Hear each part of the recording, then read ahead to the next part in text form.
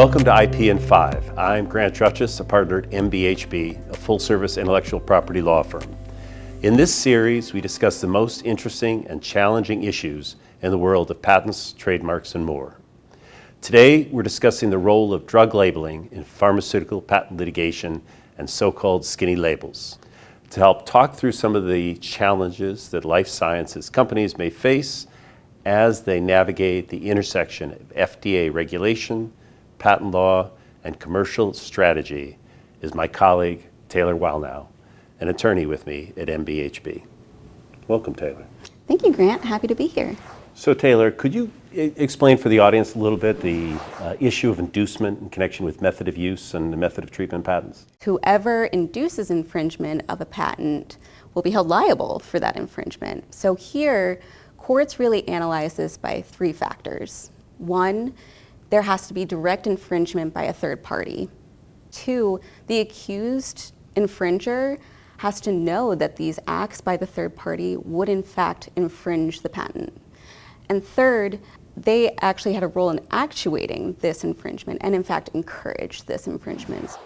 So Grant, can you tell us a bit about your experience with induced infringement and how you've seen it play out in other contexts other than pharmaceuticals? Really, there's several different categories of inducing conduct. There's a couple of leading medical device cases, for instance, both involving a company called Medtronic, the Medtronic v. Alliance medical device case, and a Nuvasiv case where the conduct by the accused infringer in both of those situations was found to be the selling of a product that was specifically designed to infringe. The defendant gets in trouble based on press releases or website statements that are still kind of semi-official statements. Even statements by salespeople, the sales representatives, distributors, other kinds of agents is another kind of category of conduct that can give rise to a finding of inducement.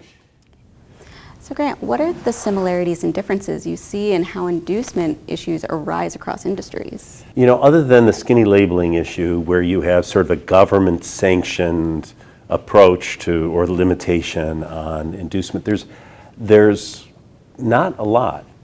Frankly, you know, courts, from what I've seen and in all the case law we've reviewed, really tend to look at the same kind of factors. But it really boils down to this issue: is there some specific conduct that the patentee can point to show that the defendant was actually performing some affirmative act to cause the direct infringement?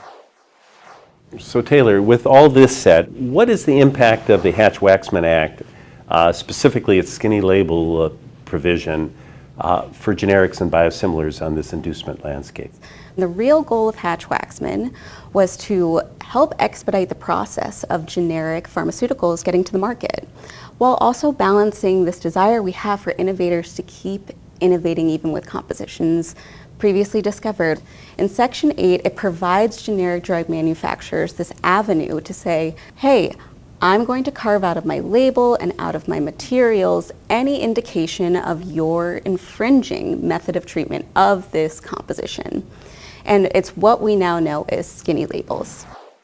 Are there any other general IP strategies that life sciences companies and other industries should consider to sort of balance FDA compliance and these inducement issues and avoid litigation? You know, it is really the responsibility of the generic drug maker to make sure their label is adequately carved out. While they will provide that to the FDA for regulatory compliance, and the FDA may give a stamp of approval saying, yes, it's carved out, some of those labels are now being considered inducing. IP oversight should exist on all levels of the promotion of a generic pharmaceutical. We hope that this conversation sheds light on skinny labeling, induced patent infringement, and some of the challenges facing those in life sciences and other industries.